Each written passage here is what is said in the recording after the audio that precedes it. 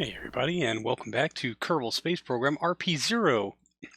This is our Twitch recap episode from last week's live stream, where we eventually got around to launching the fuel depot for the Hotel CosCosmos, which will help supplement missions to and from. We still need to bring life support and, of course, a lunar Uber out before we can officially open the hotel. But we did get our tanker out on the launch pad and ready to go, so I will turn you over to old me. Ignition.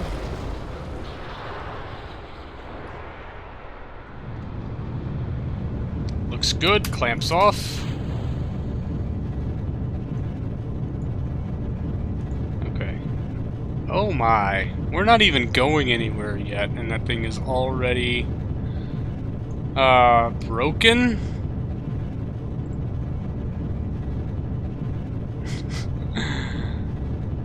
Oh my. Let's get a tweet. Right on, Beast of Pig. Thank you for stopping by, man. Have a good evening. Oh, this is going to be so much fun to fly to orbit. I can tell already. I don't love the stupid PID tuning of SAS. Yep. Let's rein in that relative inclination and hope this thing doesn't explode and kill everyone. Very real possibility.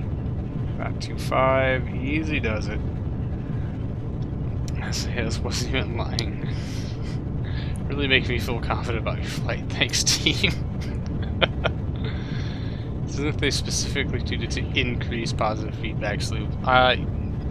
Yeah. Yes. Yes.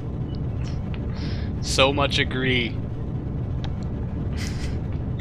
Yeah, I had a hell of a time dealing with Smart AS, or not Smart ASS, just stock ASS earlier this week, of which I will share with you in the next episode. Control from upper stage. Yeah, probably a good idea. Where is that core? I just saw you. There you are. Control from here. I hope that helps. Probably 176 meters per second. We need to dial this in now. Oh, that's so much better. Thank you, Scorpio. I mean, not for most of the rocket, but I think we're flying a lot better. We still definitely have the shakes. No, that is increasing our relative inclination. Oh god, look at that thing. Just, yeah, that's fine. Everything is fine. This is fine. This is exactly as it is intended to fly, and I do not remember having these problems the first time I launched this thing. It was just hell on earth to dock. Review of the footage from the previous launch of this tanker out to Tremodia Station has revealed that that was a lie. This thing was very difficult to get into orbit, although I don't remember it. It didn't look this bad. Of course, the sped up footage, it always looks way worse. Although, yes, controlling from the computer core on the B upper stage did in fact help a lot. This rocket was actually very controllable as long as you just made very slow movements. I know the speddy uppy bit here makes it look exceptionally bad. Yeah, there's a better angle for making it look exceptionally bad. But this tanker is nowhere near full at all. Oh boy, there it is. Just flopping around there. Oh, yeah.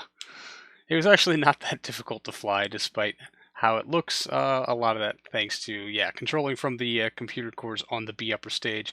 Boosters clearing away. Fairing sep is good. We're going to go ahead and kick out the solar panels on the tug module here. This is supposed to be a disposable tug.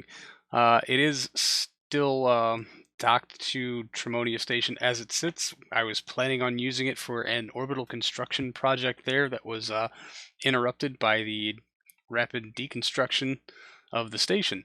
But this one hopefully will just serve its purpose, get this tanker attached to Hotel CosCosmos, and then we can jettison it along its way. It is, after all, a construction device. No one wants to stay in a hotel where you've got a dump truck constantly sitting in the parking lot.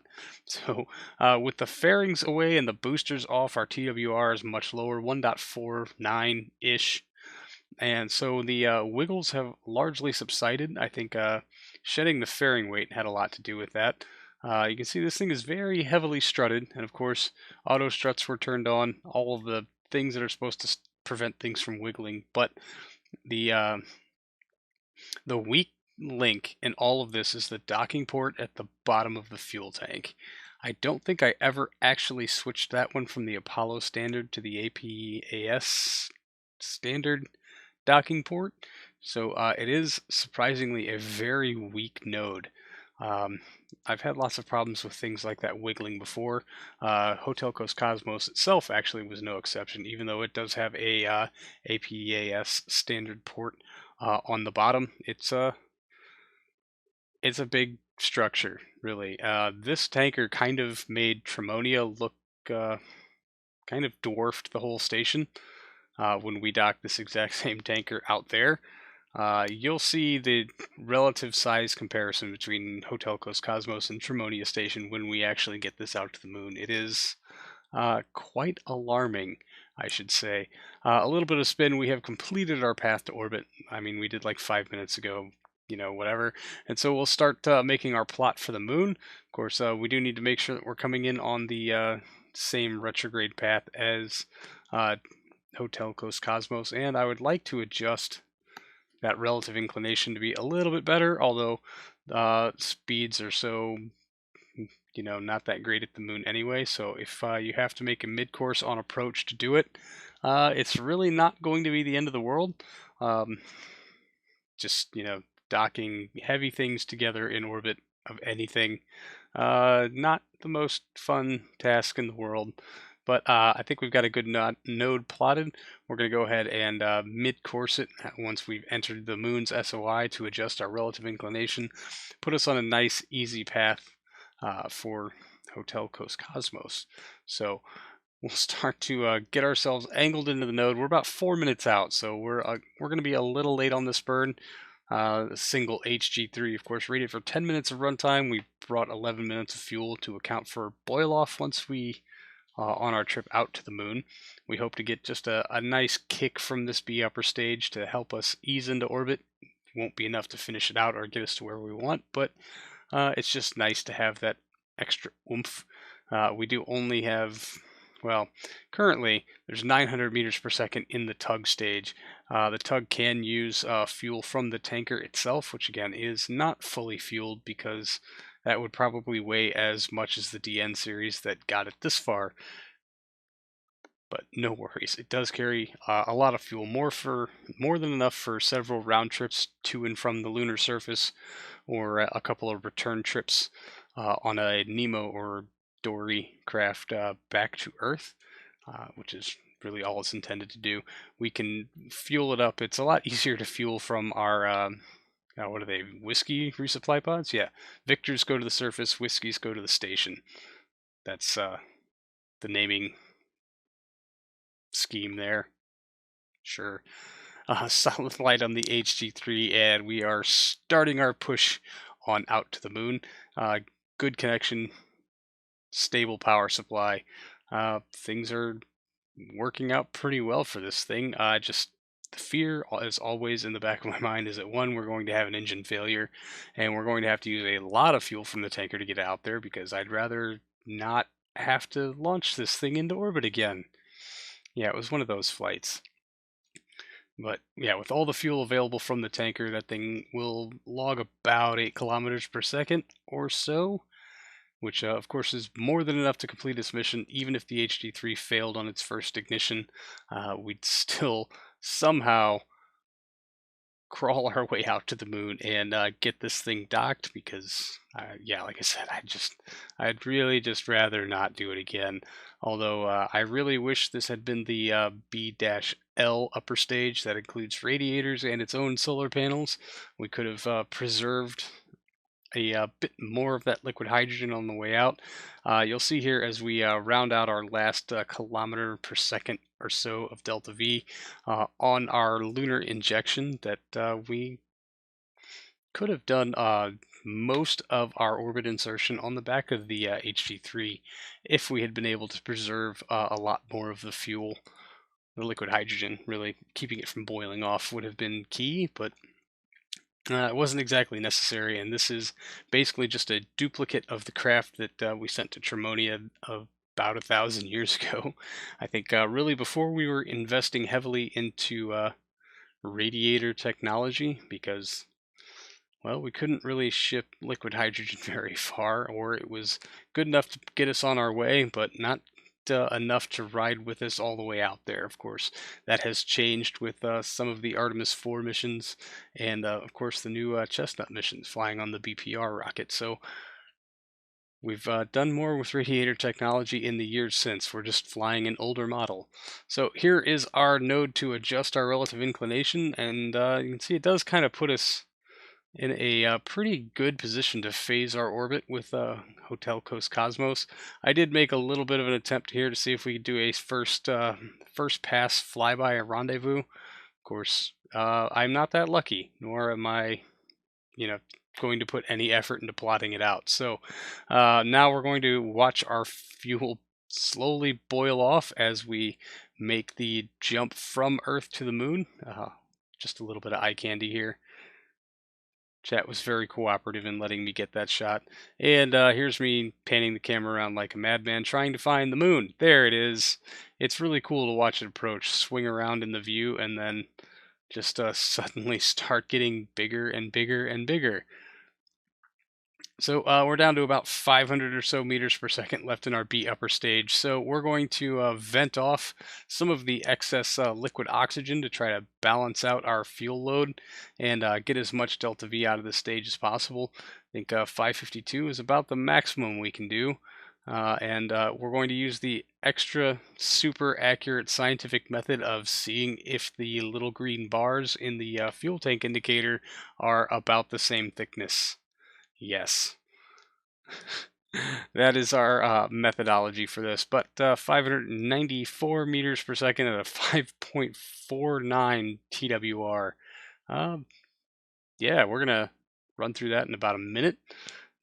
That's pretty cool. 153 meters per second to make this inclination change. A bit more expensive than I would have liked, but certainly not the end of the world. We will be using the HG3 to make this a thing, because well, we should still have 4 ignitions, now 3 ignitions left on that engine, and honestly, we only need 1 more to make our orbital insertion pass. So we'll get that node plotted out now, see what it's going to take to bring our orbit down closer to Hotel CosCosmos, and try to phase it appropriately. I thought maybe we'd come in close enough to where we could try to phase this into a single pass rendezvous. It's just not going to be a thing. So yeah, like I said, I'm not that lucky. I got that lucky once with the shuttle flight to Kauai Potato Station.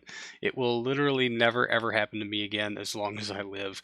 Not without me sitting down and doing a whole lot of math first. And I'm going to be real honest, probably not going to be a thing.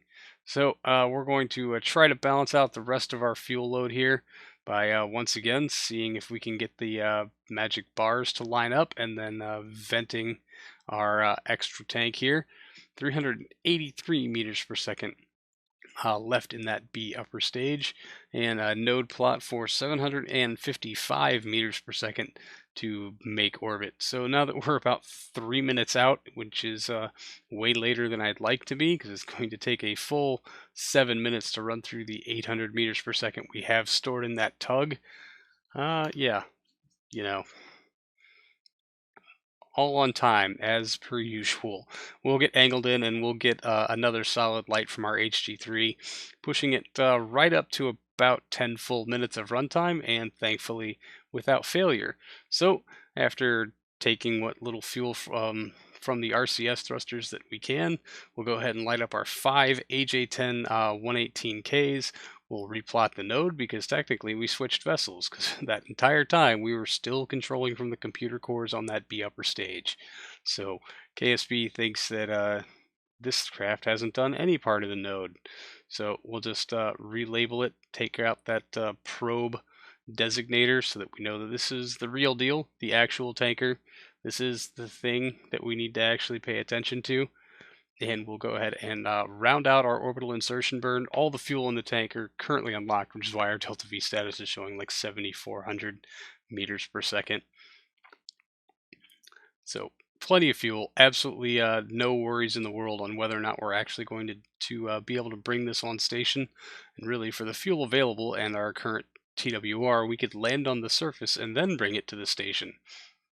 If we ever had a single reason to do that, and I can't even think of one, because even Rosalina Memorial Station down on the surface has a good amount of fuel, just doesn't have any life support supplies. And until we have a good crew relay station set up in orbit where they can evacuate to when the inevitable catastrophe happens from a almost, what's it been, 11 years? No, that thing was in service before Harmonia, wasn't it? No, not before Harmonia, but before our first Mars landing. So yeah, since the 70s, I'm speculating. So it's been almost 20 years, I guess. Wow. Might be time to do a new one. Anyway, that was the end of our live stream footage. I was able to come back to this a couple of days later and try to finish out the mission, just so we're not doing logistics forever. It's kind of just what we do here on the Cosmonaut Crash channel, logistics. We'll pass a few orbits and then get ourselves to where our intercepts are a little bit closer, and then try to dial them in. Yeah, closest approach node's not exactly the most cooperative, but we can actually afford to be patient. It's not like there's crew waiting on necessary supplies or anything, and we got gobs of Delta V and good power delivery and pretty effective comms with Earth, so I'm not too worried about how long it takes this to get on station.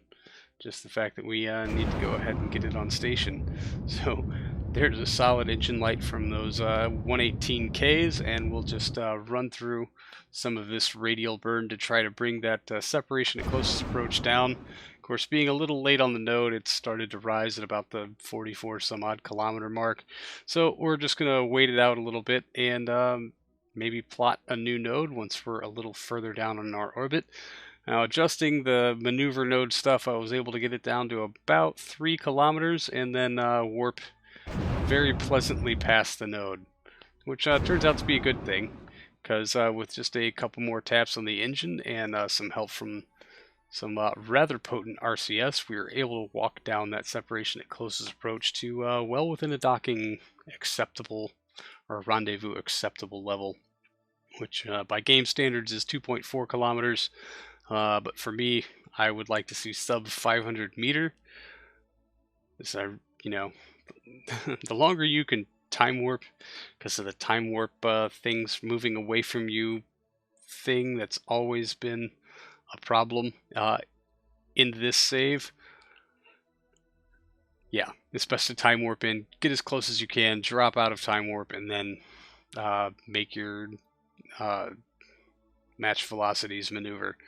So we'll get ourselves way past that node, as I was probably dealing with the doggos doing something. Man, I flew way past that node.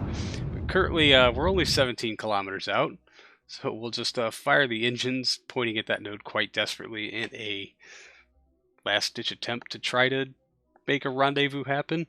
But it only took a little bit of correction on RCS to once again bring that separation down to the sub 2.4 kilometer range.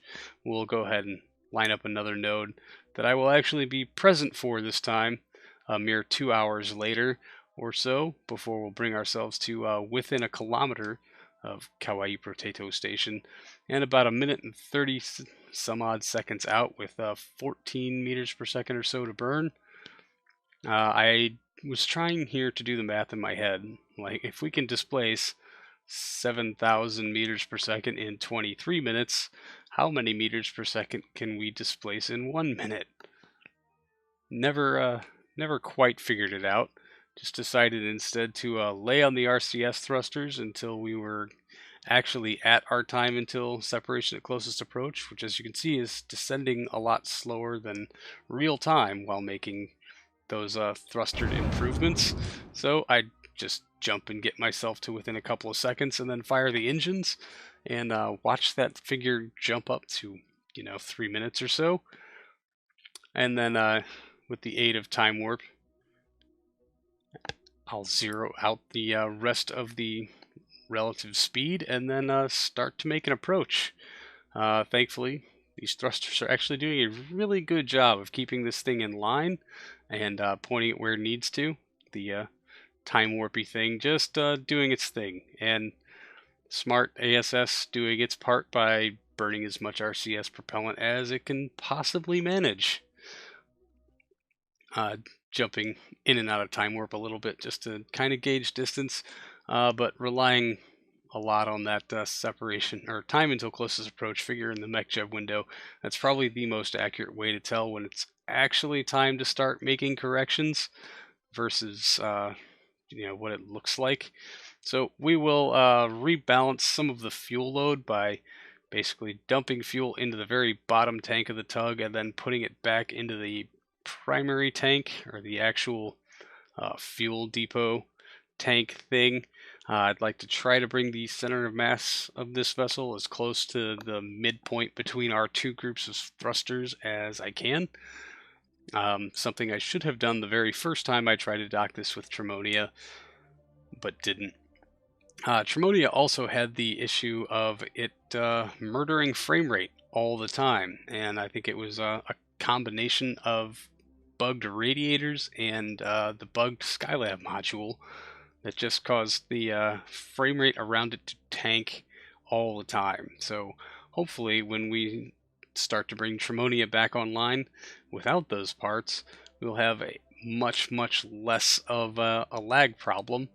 I mean, as you can see here, we are approaching the absolutely massive Hotel CosCosmos now in its fully deployed configuration. You can see just how much room we have on here for crews and tourists alike to come enjoy the majesty of low lunar orbit. And what felt like an absolutely massive, heavy, ridiculous tanker is just kind of tiny by comparison. One of those crew bubbles is easily 1 1/3 times the size, or maybe even twice the size. Just Jesus, look at those things. Anyway, on our actual approach here, just bring it down to about 0.1 meter per second before being off axis, and a couple of quick nudges and trying to bring ourselves in. It's anybody's guess which one of these touts more mass at the moment. Hotel CosCosmos, mostly empty space at this juncture, and a fuel tank much smaller, but full of very dense fuels. So with a successful docking, we'll transfer over as much fuel as we can realistically manage into the tanker and into Hotel CosCosmos before firing the decouple and switching back out to the tug, which has some glitched solar panels. Those shouldn't be there. But a quick deorbit burn, we'll put that on impact course with the moon, and of course we'll come back out here and try to balance out as much of this load as we can, really for no other reason, and just a quick check to make sure I didn't miss any fuel tanks. Nice. Anyway, that's going to do it for this episode, everybody. Thank you so much for hanging out. I really do appreciate it. I'll see you all in the next one. So until then, see you later.